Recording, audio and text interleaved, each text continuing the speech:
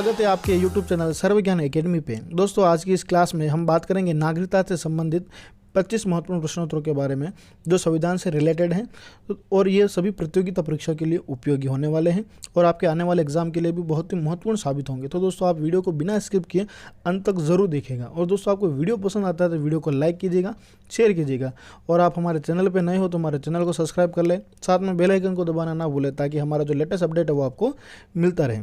दोस्तों शुरू करते हैं नागरिकता के 25 महत्वपूर्ण प्रश्नों में। जो हमारा पहला प्रश्न है वो है भारतीय संविधान के किन अनुच्छेदों में नागरिकता संबंधी प्रावधान किए गए हैं। दोस्तों आपको इसका आंसर बताने के लिए 3 सेकंड का समय मिलेगा। आपको इसका आंसर बताना है। ऑप्शन दे रखा है ए अनुच्छेद 14, अनुच्छेद 5 से 11, अनुच्छेद 12 से 35, अनुच्छेद 36 से 51। तो दोस्तों इसका समय शुरू होता है अब। तो दोस्तों इसका जो सही आंसर है वो ऑप्शन बी अनुच्छेद 5 से 11 नागरिकता संबंधित अनुच्छेदों का प्रावधान किया गया है।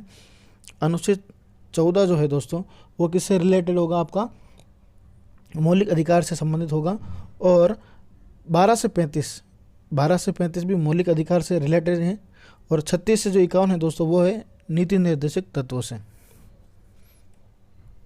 अगला प्रश्न है भारतीय संविधान निम्नलिखित में से कौन सी नागरिकता प्रदान करता है। ऑप्शन दे रखा है ए एकल नागरिकता, बी दोहरी नागरिकता, सी उपयुक्त दोनों, डी उपयुक्त में से कोई नहीं। तो दोस्तों इसका सही आंसर क्या आपको बताना है। दोस्तों इसका जो सही आंसर है वो है ऑप्शन ए एकल नागरिकता का प्रावधान है हमारे भारतीय संविधान में नागरिकता से संबंधित। अगला प्रश्न है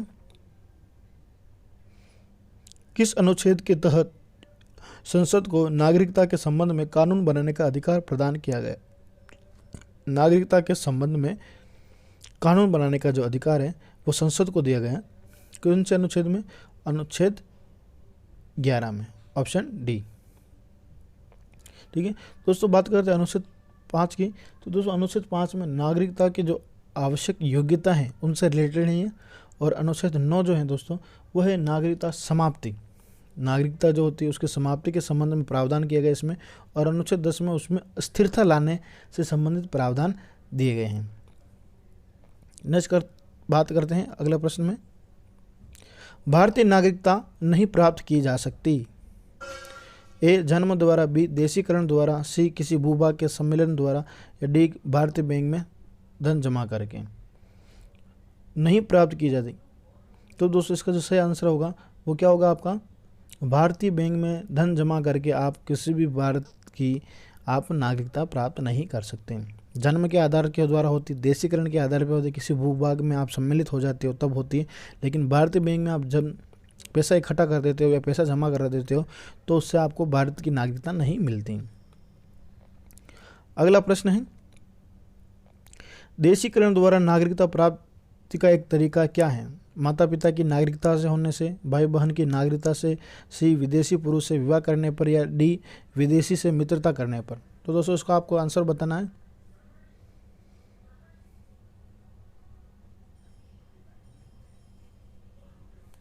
दोस्तों इसका जो सही आंसर है वो ऑप्शन सी विदेशी पुरुष से विवाह कर आप भारत की नागरिकता प्राप्त कर सकते हैं देशीकरण के द्वारा। किसी भी देश की अगर देशीकरण का अर्थ है किसी भी देश की अगर आपको नागरिकता प्राप्त करनी है, ठीक है। जैसे कोई फॉरेनर है और फॉरेनर कोई भी गर्ल्स या लेडी अगर इंडियन से शादी करेगी तो उसको भारतीय नागरिकता मिल जाएगी और भारतीय नारी या पुरुष, महिला या पुरुष किसी फॉरेन से किसी भी महिला पुरुष से शादी करते हैं उनको उससे नागरिकता मिल जाती है। कब? विवाह करने पर। ये कौन सी नागरिकता कहलाएगी? देशीकरण के आधार पर। अगला प्रश्न है नागरिक बनने की निम्नलिखित शर्तों में एक आवश्यक शर्त क्या है। राज्य की सदस्य, उच्च परिवार की सदस्य, उच्च जाति की सदस्य, किसी धर्म का समर्थन। तो दोस्तों इसका जो सही आंसर है वो है ऑप्शन ए राज्य की सदस्य ग्रहण करना। अगला प्रश्न है पाकिस्तान से आकर भारत में नागरिकता प्राप्त करने संबंधी प्रावधान का वर्णन निम्नलिखित में से किस अनुच्छेद में वर्णित है। तो दोस्तों इसका जो सही आंसर है अनुच्छेद 6। क्या होगा दोस्तों? अनुच्छेद 6, ऑप्शन ए राइट होगा। अनुच्छेद 6 में क्या है दोस्तों, पाकिस्तान से आपको आने वाले जितने भी व्यक्ति हैं वो भारत की नागरिकता का प्राप्त कर सकते हैं। किस अनुच्छेद के तहत? Option A 6।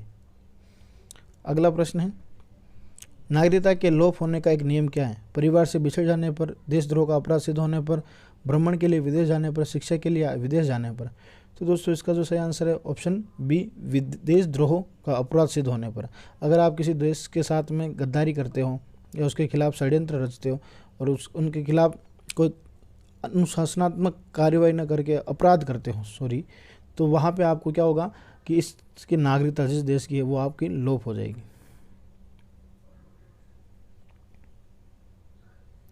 कोई व्यक्ति भारतीय नागरिक नहीं होगा यदि वह विदेश में 5 वर्ष से अधिक रहा हो, विदेशी न्यायालय द्वारा दंडित किया गया हो, स्वेच्छा से दूसरे देश की नागरिकता ग्रहण कर चुका हो, दूसरे देश में रोजगार स्वीकार कर चुका हो। तो दोस्तों इसका क्या जो आंसर है, इसका जो सही आंसर होगा वो आपको बताना है।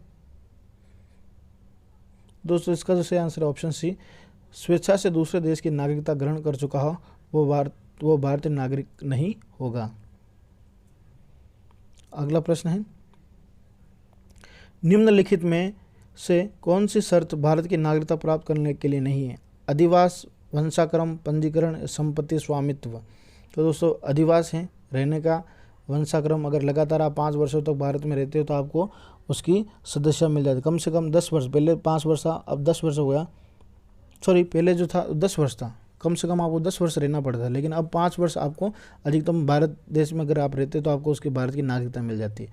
और वंशक्रम के आधार पर अगर आपके माता पिता यहीं से बिलोंग करते हैं तो भी आपको भारत की नागरिकता मिल जाए। पंजीकरण के द्वारा भी होता है, ऐसा जिसमें प्रार्थना पत्र के द्वारा है, या अभी जब भारत से किसी देश में निवास कर रहे हो या किसी स्त्री से आपने विवाह कर लिया कोई दूसरे देश की, तो इस तरह से पंजीकरण के द्वारा वंशाक्रम अधिवास के दिए। लेकिन संपत्ति स्वामित्व, अपने आप की संपत्ति से आप किसी देश की नागरिकता हासिल करना चाहते, प्राप्त करना चाहते, वो नहीं मिलता। तो ऑप्शन डी यहाँ पर सही है आपका।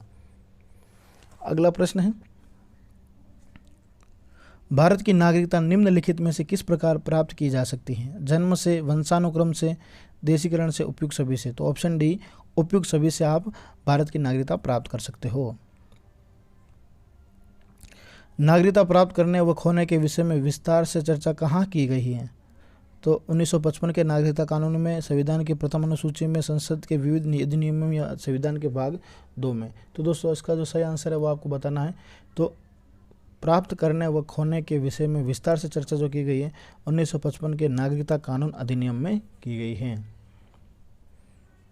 अगला प्रश्न है, निम्नलिखित में से किस स्थिति में किसी भारतीय व्यक्ति की भारतीय नागरिकता समाप्त हो सकती है? त्यागने पर, पर्यावसन पर, वंचित किए जाने पर, उपयुक्त सभी। तो दोस्तों इसका जो सही आंसर है आपको बताना है। दोस्तों इसका जो सही आंसर वो क्या होगा दोस्तों, आपको वो होगा उपयुक्त सभी। त्याग करने पर भी आपको भारतीय नागरिकता समाप्त हो जाएगी, पर्यावसन छोड़ देने पर भी, वंचित किए जाने पर। तो उपयुक्त सभी, डी ऑप्शन सही है। अगला प्रश्न, निम्न में से किस स्थिति में किसी व्यक्ति को भारतीय नागरिकता से वंचित नहीं किया जा सकता? निर्वाचन के दौरान, आपातकाल के दौरान, युद्ध के दौरान, उपयुक्त सभी। तो ऑप्शन डी, उपयुक्त सभी के दौरान। युद्ध के दौरान आप किसी भी भारतीय नागरिकता से वंचित नहीं कर सकते उसकी नागरिकता से, आपातकाल के दौरान और निर्वाचन के दौरान। अगला प्रश्न है, भारत के नागरिक को कितने प्रकार की नागरिकता प्राप्त है? तो भारत के नागरिक को एकल नागरिकता है, अपने भारत की नागरिकता जो प्रावधान है वो एकल है। तो इस प्रकार ऑप्शन ए, एक नागरिकता का ही मिलती है।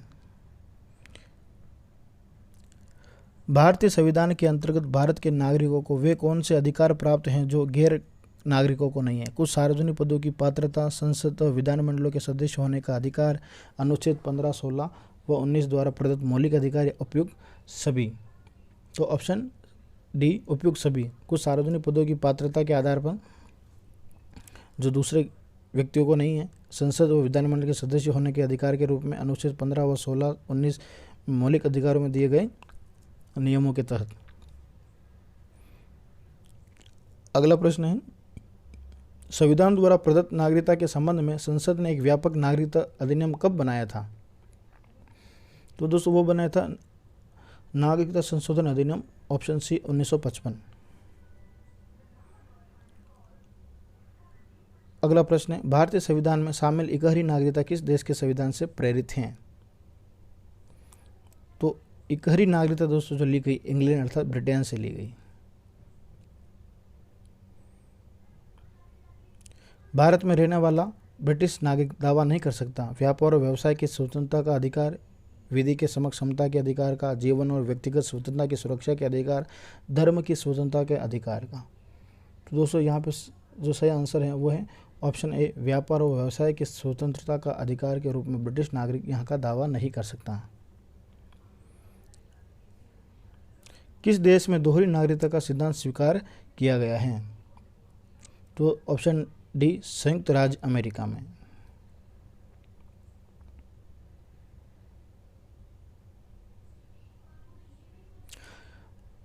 भारतीय नागरिकता निम्नलिखित में से किन विधियों द्वारा प्राप्त की जा सकती है? जन्म द्वारा, आनुवंशिकता द्वारा, पंजीयन द्वारा, अनुरोध द्वारा।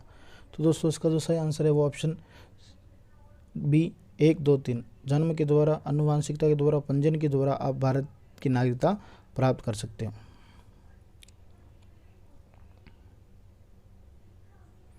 निम्नलिखित में से किस तरह से भारतीय नागरिकता प्राप्त की जा सकती है? जन्म से, वंशाणु पंजीकरण, ऑप्शन डी उपयुक्त सभी से।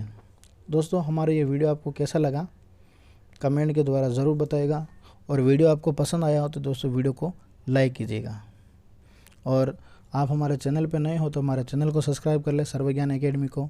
आप सभी दोस्तों का धन्यवाद।